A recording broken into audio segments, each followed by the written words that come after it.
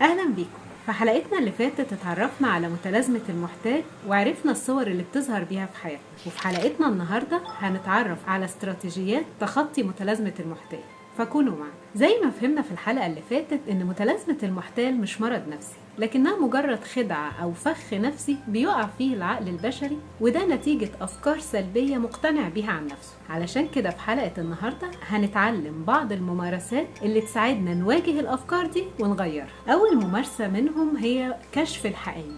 زي ما قلنا إن في متلازمة المحتال العقل البشري بيكون واقع تحت تأثير أحد المشوشات الإدراكية اسمه التقليل، وده بيخليه يشوف كل حاجة أقل من حجمها الحقيقي. علشان كده مهم إن احنا نواجه التشويش الذهني ده بالحقائق، بمعنى إننا نقارن نفسنا واللي احنا وصلنا له النهاردة بنفسنا واللي كنا عليه من سنة، ونشوف احنا قدرنا نطور نفسنا قد ايه ونحقق نجاحات وإنجازات قد ايه في الفترة دي. ده هيساعدنا إننا نشوف قدراتنا بصورة حقيقية. تاني ممارسة هي الاحتفال بالنجاحات الصغيرة. بعد ما تكتشف نجاحاتك وإنجازاتك اسمح لنفسك إنك تقدرها وتحتفل بيها، لأن ده هينبه عقلك لفكرة إنك تستحق التقدير. ثالث ممارسة هي التخلي عن نزعة الميل للكمال. أكتر حاجة بتحرمنا من فرحة النجاح والتقدير هي نزعة الميل للكمال، ودي خدعة لازم نواجهها بوعي، لأن الكمال لله وحده. مفيش إنسان كامل ولا عمل كامل،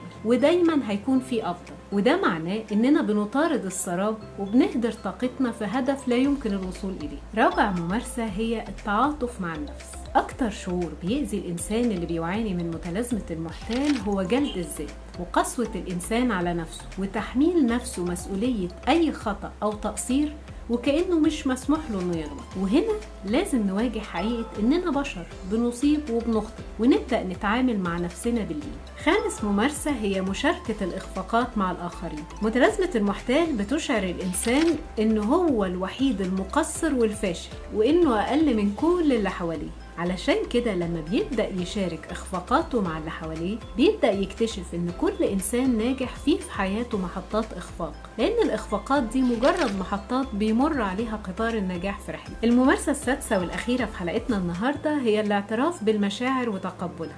علشان نتعافى من متلازمة المحتال مهم جدا إننا نعترف بيها ونتقبل وجودها، وده هيساعدنا إننا نحطها في حجمها الحقيقي كمشاعر عابرة، علشان ما تفضلش تكبر جوانا وعقلنا يصدقها ويتعامل معاها على إنها حقيقة تنغص حياتنا. ويفضل جدا إنك تعمل ده على إيد كوتش يقدر يساعدك توجه مشاعرك بصورة صحيحة. لو محتاج كوتش يساعدك تتخطى متلازمة المحتال وتتعافى من أثرها على حياتك، تقدر تتواصل معايا عن طريق منصة اسأل أو تطبيق الدكتور أو رسائل صفحتنا على الفيسبوك. أخيرا كونوا دائما معافين.